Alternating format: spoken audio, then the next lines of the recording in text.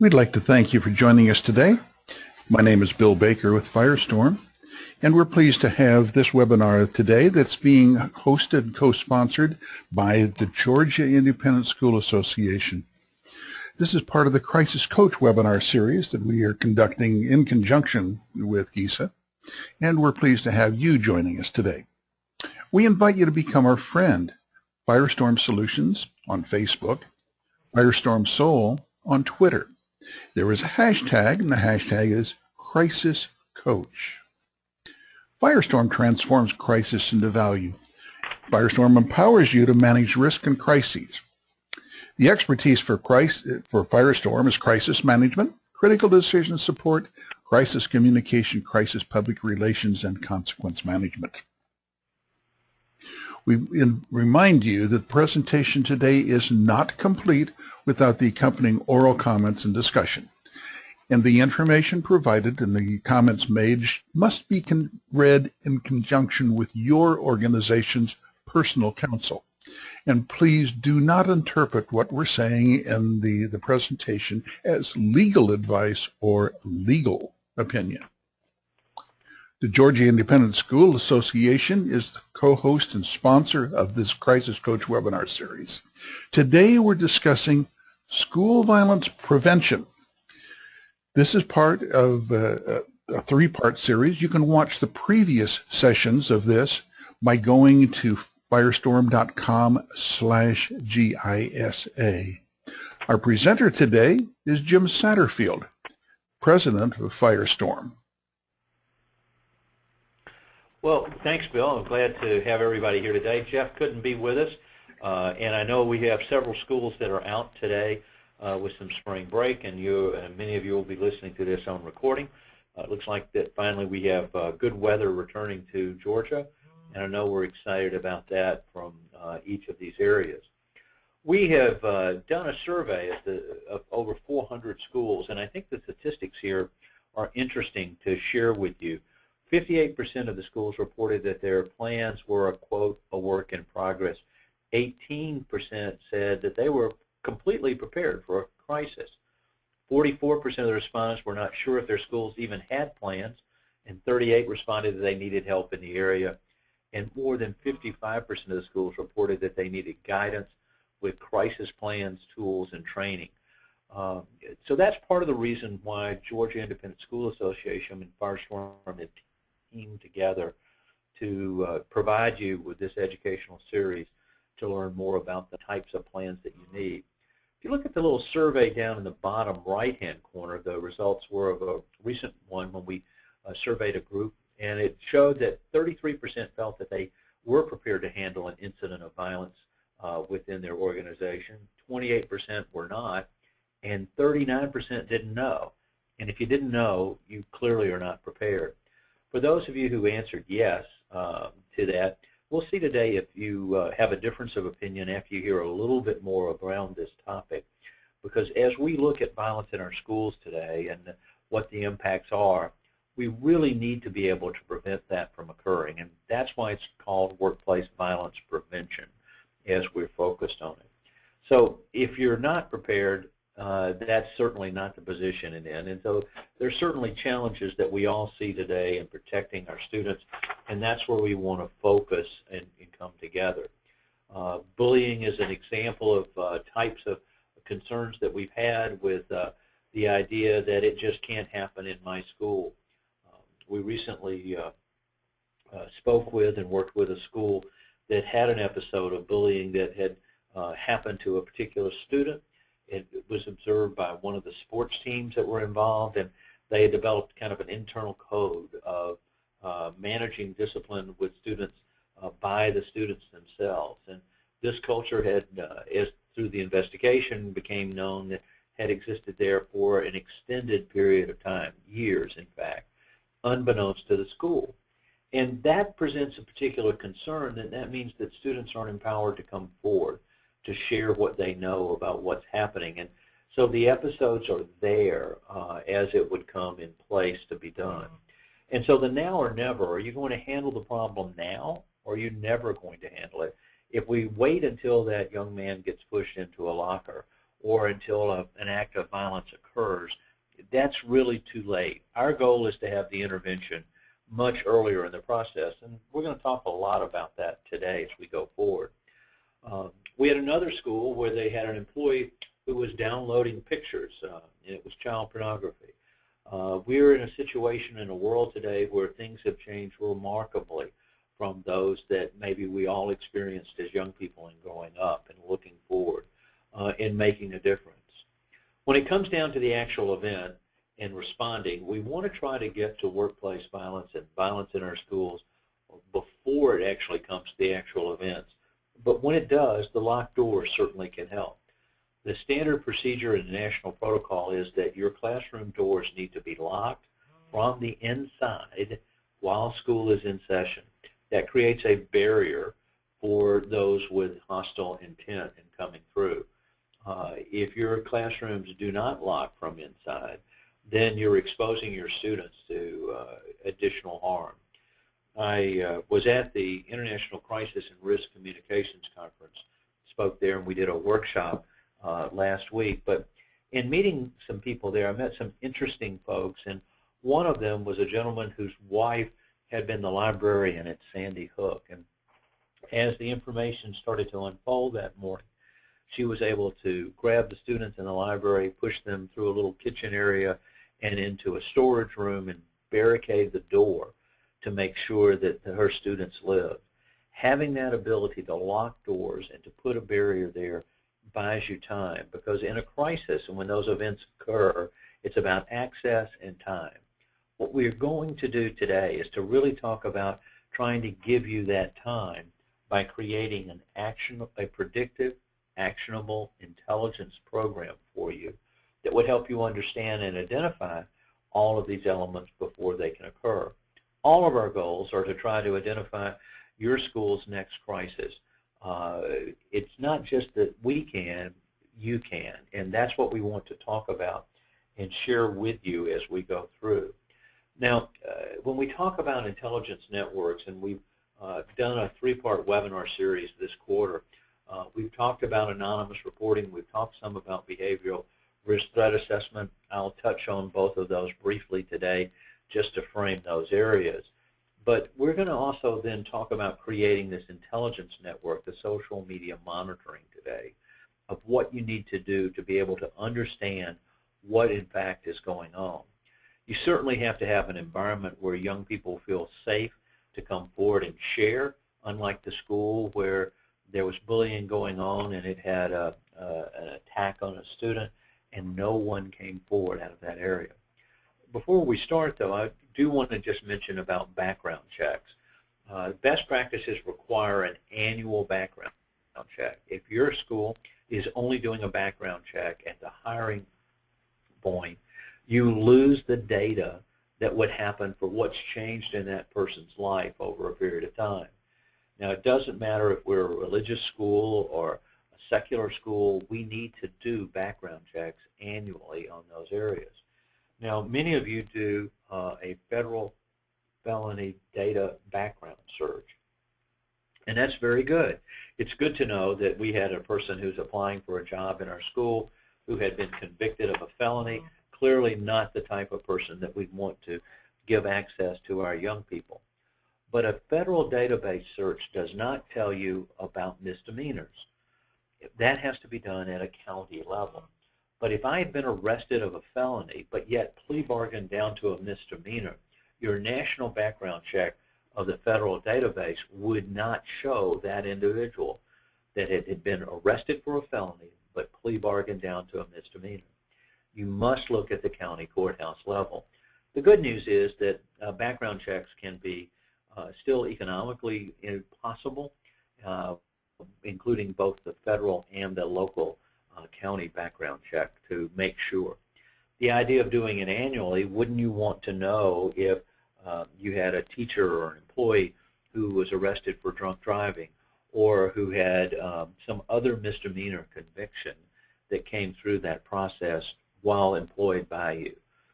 It will be knowledge that would be known to your students and, more importantly, to their parents. But more importantly yet, it's a potential exposure that you need to know about, and you have that ability if you're creating an intelligence network, and background checks are clearly a part of it. But when we think about all of these areas, there are warning signs. There are indications and signals that could come up to tell us that someone is potentially at risk, that there's a factor here, and we want to intervene before that gun comes to school. By the time the gun's in the backpack, we have found a different problem associated with it.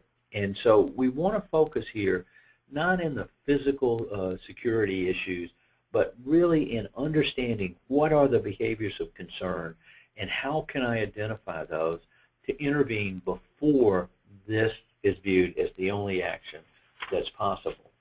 Now, when we talk about behaviors of concern, let's kind of put a spectrum here. And we start from those things that are just minor infractions that would happen. Well, you've got a discipline program within your school to handle that. I think that's very good, and certainly is a good way to build that foundation. But when you look at that, it can escalate.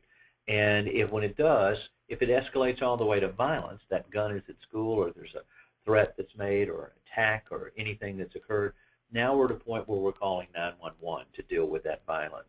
And as we all know that we have certain reporting requirements to the Department of Family Services if we are aware of a threat to a child or an attack or abuse that has occurred from that standpoint. So we're not talking about that very low-end discipline issue or the very high violence issue. That middle area where there's behaviors of concern is what our focus is as we think about creating this predictive, actionable intelligence. And looking at that, we then want to have a system to be able to evaluate those people in that medium area where it's gray. And we divide that into guarded, elevated, or severe. And as those behaviors move up from guarded to elevated and then from elevated to severe, different actions need to come into play. Now, those are all behaviors of concern, and we clearly want to operate down at the bottom of that thermometer over on the right before it escalates up to a threat or a physical injury or death. So this is making it aware of what's going on within the organization. And so as we look at identifying and monitoring and managing these behaviors of concern, there has to be a framework and a structure within your school because it's critical that you do the same thing every time so that there's a uniform approach of how we carry these things out. Now, we've done a previous webinar where we've gone into this in a great depth, but I do want to hit a couple of the highlights today when we think about behavioral risk screening. You need to have a team assembled, and we recommend that team be 3 to 5 people. Could be someone from your counseling office or someone from academics or athletics. No more than 5, preferably 3 that would go through, and you'd want to be able to do the same process each time to be able to understand what's going to be developed and carry forward forms, procedures that would be followed at every step along the way, and then a central repository or vortex where the information is kept. Now, in going back to the guarded, elevated, and severe, that medium area where it's more than just a routine discipline, but less than the idea that there's violence that has occurred and we need to notify the authorities. We divide that into 3 levels: guarded, elevated, and severe. And you see here descriptions of what types of things that you would do. So obviously, even at a guarded level, we would have to have some supervision and intervention that's going through and to follow up on that person with a follow-up area. If someone was exhibited a problem in the 4th grade, we would follow them for the rest of their school life with our school. If it started in the 10th, we do it the 10th, the 11th, and the 12th, because we want to follow what's going on because these patterns tend to be repeated as we look through it. If it's at the elevated, the next step up, we're going to do a much more enhanced supervision and intervention of what's going on and screening for specific follow-up dates as we would go forward. And then finally, if it's the severe level, we should remove that student or employee until they no longer pose a threat of imminent harm to themselves or others. We'd have a written action plan and specific monitoring with specific factors before they can re-enter school to come back at this point. That's really what we would need to have in place, and that's why you need a structure and to have it very detailed. So as we look at the methodology of how we would go forward, your behavioral risk assessment team would need to be trained, as well as everyone in your school knowing what behaviors to look for and sharing that. The screening tools, as you would conduct that, we don't care which one of the formats. There are strengths with all of them. In fact, the Secret Service and the FBI have protocols for screening behaviors of concern that you can certainly download and look and go through, but the team needs to work together to understand when they would convene, how they would operate, and then to move through the investigation. When these types of things happen, after they've occurred, we would then want to have an action plan. What's going to happen with this student? What are we going to do to follow up that and carry it forward, and to make sure that we have shared that with anyone who has an interest in that person. Could be a teacher, it could be a coach, it could be the counselor's office. Who else needs to know within those particular aspects of it? So the awareness program is making sure this is a part of your school, and unlike the episode that I described at the beginning of our webinar today, where an entire team saw the bullying and the attack occur, but no one came forward, we have to create this awareness, and there has to be a way to have it reported within your school. Keeping all the information in a central repository is important because someone may observe something, nothing else could happen, then that's great. But if we've observed something and someone else has another observation, someone has a third, it's the accumulation of those things together that will make a significant difference. And so then your plan, as you look at this behavioral risk threat assessment program, would set forth steps for the investigation, the screening, the action plan, the monitoring, the sign-off, and the record keeping. All of those elements come together within that process. When we think about behaviors of concern, you see some just listed here, and you see we've done a division between some early warning signs and then imminent warning signs. Just because one of these is in place doesn't guarantee that there would be a problem, but as you look at seeing a pattern of them start to develop, it would, and particularly if it's been an escalation into the warning signs that are imminent down at the bottom of the page. Now, suicide is another factor to consider in looking for what would be signals and warning signs that would be awareness that we would share.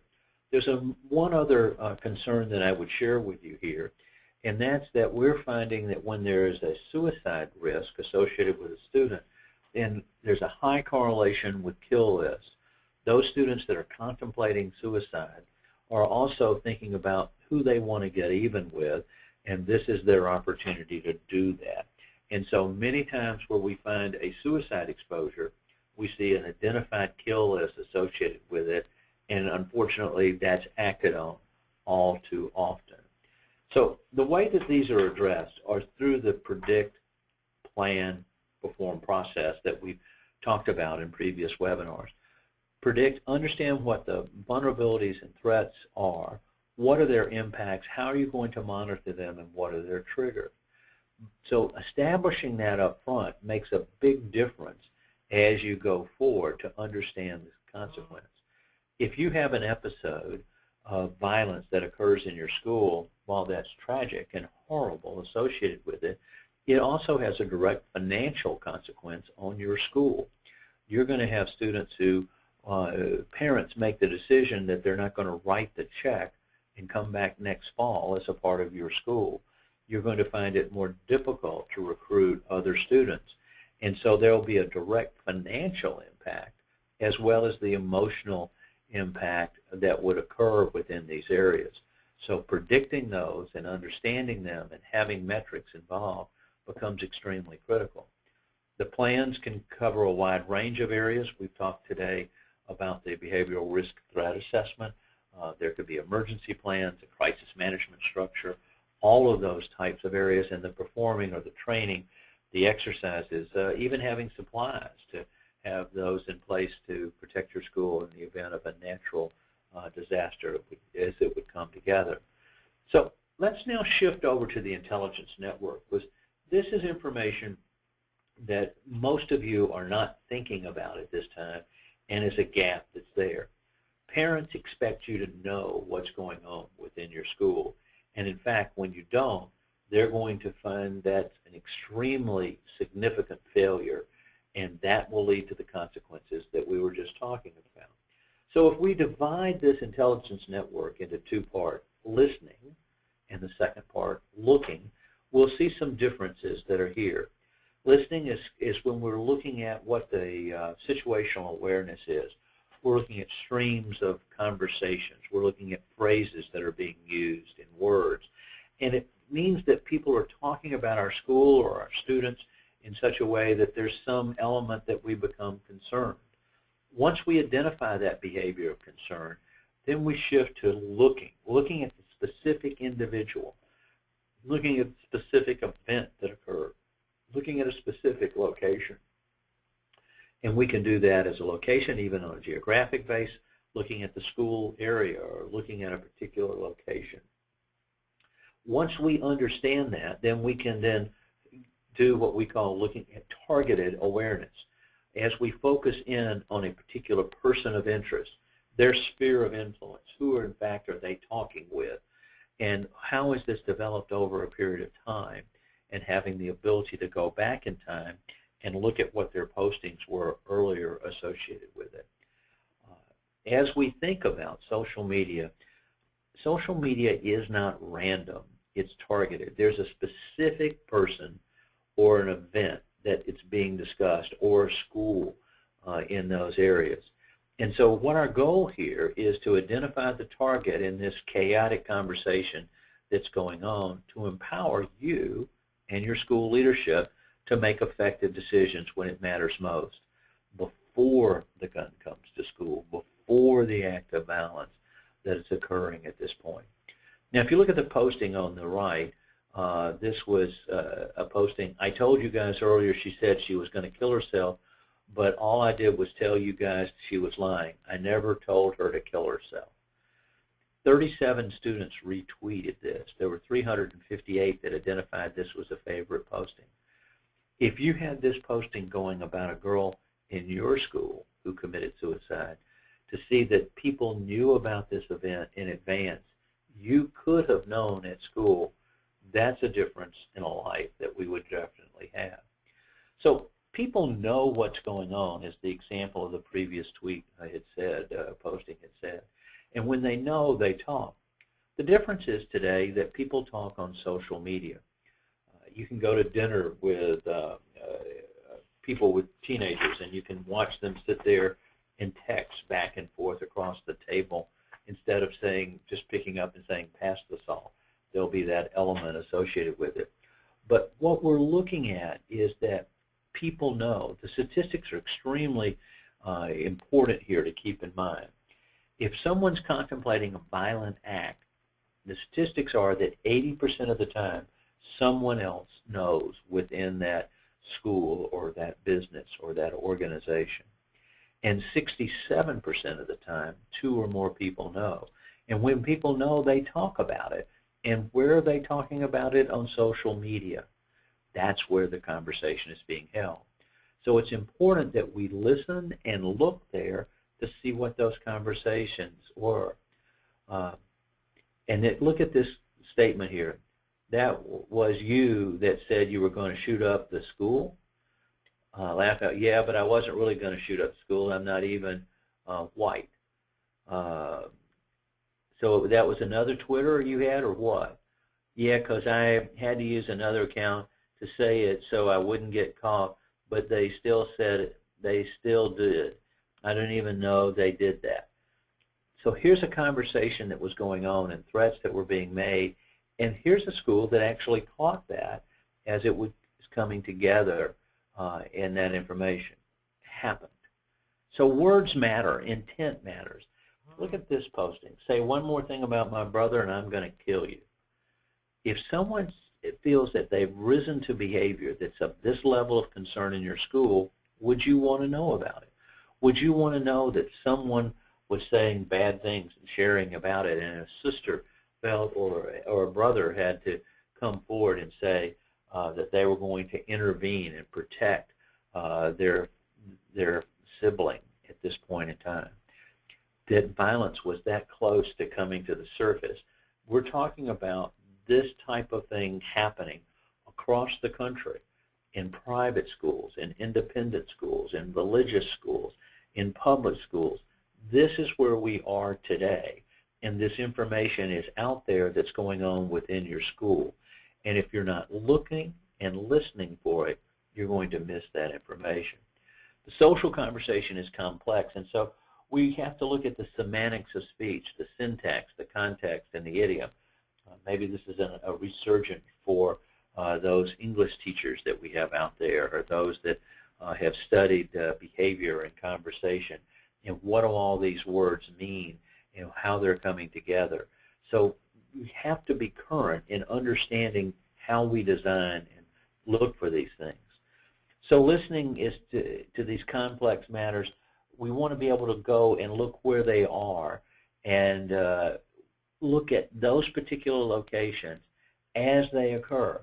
It's not going to do us any good to find out about this 6 months later. Our goal is to find out about it now as it's occurring. Who if brought a gun to school? Somebody brought a gun to school. Did somebody say they wouldn't tell you guys if somebody brought a gun to school? Okay, I'm glad I'm graduating this year. Guns are in our schools. We see postings daily. In some days it's 60 to 100 postings about a gun being in school. And it's not a gun in school only in a public school. It's a gun in school across the world, across the spectrum of all of our schools as we're associated with it. Yeah, everyone is fine because they caught whoever planned it. This is a series of tweets that are going on while they had an active shooter at their school. You can see that these happened in March of this year. I apologize, by the way, for the language in these, but this is how the conversations are going. Was willing to shoot anyone, plus he was also suicidal. It's scary and sad at the same time. This guy got mad at his friends because they were making fun of him, and he got mad at it, brought a gun to school, and said as the conversation were to go on. These are young people that react to events that are occurring in their lives, and they feel they're at a point where the only way that they can do that is stand up and act. Now, there's a lot of things that we see that are going on out there, and our young people, many of them have part-time jobs. They may work in franchises as a way to make additional money, but that information is out, and we're subject to a great deal of things that are occurring. We see the impact because we're looking. We're looking not only at words, but at pictures. And she hit the blunt, smoking a marijuana cigarette from a driver coming up to the drive-in window. So you don't have to wait till tomorrow to see what's happening, because what's happening on social media today is already within our school or our organization now. And it's a chance for us to intervene and carry forward. And you see, here's another example of it coming together. But if this isn't just happening at McDonald's, it's happening at your school. It's happening with your students. This is the world that they're subjected to. And that information is out there, and you can find out about it now. So to understand the behaviors of concern, we need to then be looking at it in a combination with our experiences and the risk and threats, and create this predictive, actionable intelligence. I would kill her. Nina and I have already made plans too, like ways to. Let's go for it. When you look at those types of comments, here's a group of people who feel that they have to interact and carry forward and create that action. This information was available to the school prior to the actions that took place. That information you can know about. All you have to do is listen and look as it comes together. As we listen, and as you look through the postings here, and I won't read all of these as you go through, this is the language that we're seeing. And this is the language that we're seeing in public and private schools as it comes together. And if it's out there, it's available for you to see. You have a fence around your school to protect your students. You probably have locks on the outside of your school buildings to keep people from coming in. You may have alarm systems or keypads or cards to let folks in. In many cases, you have video cameras to monitor access and coming in. So just as you're monitoring access in the physical world, you need to be monitoring access in the virtual world. This type of communication and this level of intelligence is present so that you can know. Now, if you don't look, you're not going to see this, and you're not going to see it occur as it happens. And that becomes an extremely important aspect of these areas. And this is more than a Google search, and it's more than looking at a particular area. There are multiple tools there, and we certainly would be glad to help you and point you in the right direction. One of the tools, as we look at, could identify a location. Assume that your school was that one listed, shown right there at the center of the screen. We can put up a geofence, that's looking at the latitude and the longitude, just like your GPS and your navigation system, and monitor postings that were being made within that circle. Now, we can also listen to general streams and phrases that are out, but we could look at particular things that were going on at that point in time and see where, in fact, those individuals were at that point in time. So this could work during the school day or on the weekend or at the sporting events, but it's a different way to be able to track and understand what that conversation is and where it's going on so that you would know about the drug deal that was going down in the restrooms. We've seen postings about, I'm going to get the product in the restroom. I'll meet you in the restroom to get the product, as it would come together. This information is present within your school if you will listen and look. So when we think about listening, who's listening to all of this? And the answer is everyone. In the example that I gave you at the beginning of the webinar today about the student who was being, quote, disciplined, ended up being attacked by other students on the sports team to carry that out, everyone knew about this. Everyone knew about it except the leadership of the school as we see those events start to unfold. Everyone knew that those elements had been going on for years within that religious school. When you think about it, it's tragic that students had to go through that and felt that this was a process that they had to sustain from this year to next year to the year after and the year after that within that school. Is there a little surprise when it comes into the enrollment process for the fall term that enrollment is down? That when you start losing a significant percentage of your students and students not coming back because that's the environment that's been created, you would never know unless you listen and look. So we've covered a lot of ground today. We've tried to share some information about creating an intelligence network to give you some insights about things that you would want to know. So a question that I have for you is, do you want to know what will happen tomorrow? I think you do. I think you want to know what's going on within your school, and I think that's an important element. But I also will tell you that I think the parents of your students expect you to know what will happen tomorrow. They expect you to have that knowledge as it comes forward. Can you afford not to know? Well, no one wants to pick up the phone and have to call a parent and say, I'm sorry, your daughter or your son won't be coming home from school today. Firestorm responds to these types of events when the crisis occurs, when the gun has come to the school and there's been injury or even death. And we've seen those impacts firsthand. We would strongly encourage you to put the plans and procedures in place beforehand to establish how you can find out with your predictive actionable intelligence what's going on within your schools so that you can intervene before those behaviors of concern escalate into threats or violence or even death. In today's environment, that information is there, and you can't afford not to know. The good news is it's not very expensive, so if this is an area that you want to explore, we certainly would be glad to help share that information with you. You might want to see if your plans align to standards and best practices, and if you want to know more about how to create your intelligence network or even to have some training in this area, please feel free to reach out so that we can talk. As we think about this, you want to know where your plans are relative to standards and best practices.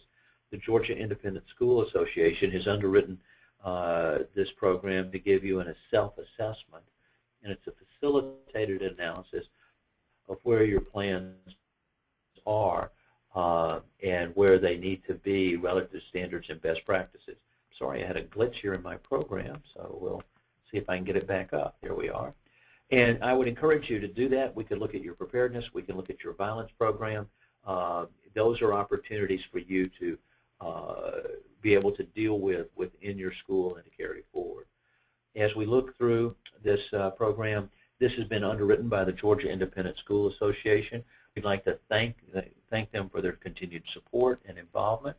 If you have questions, you can contact us at firestorm.com by going to our website and filling out a contact form, or you can reach us at webinars@firestorm.com by sending us an email, or you can call us at 800-321-2219. I know that there's been apparently a slight disruption right at the end, so I will go back just 2 slides quickly to say if you want an assessment of your plans, all you have to do is ask. There is no cost to your school. That cost for that has been underwritten by the Georgia Independent School Association. And I would like to thank the Georgia Independent School Association for supporting this webinar series to educate schools about what's happening and occurring. We see a lot of things that go on in our classrooms every day. What's going on social media?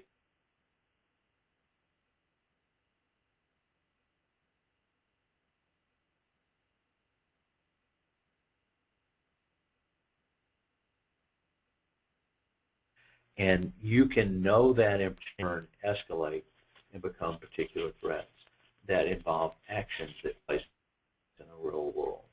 So thank you for investing 45 minutes with us today to learn a little bit more about creating these predictive actionable networks.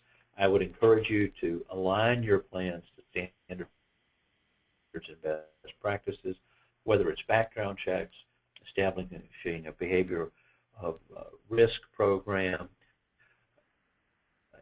or even just making sure that people are aware of behaviors of concern within your school. But you can know what's going to occur in your school if you will listen and look to where the conversations are taking place. And today, those conversations are taking place on social media. Thanks. Have a great week. If it's your spring break, congratulations. If your break is yet to come up, I know you're going to be looking forward to that. We'll join you again for another in the webinar series. Thanks, everyone. Have a great day. Goodbye.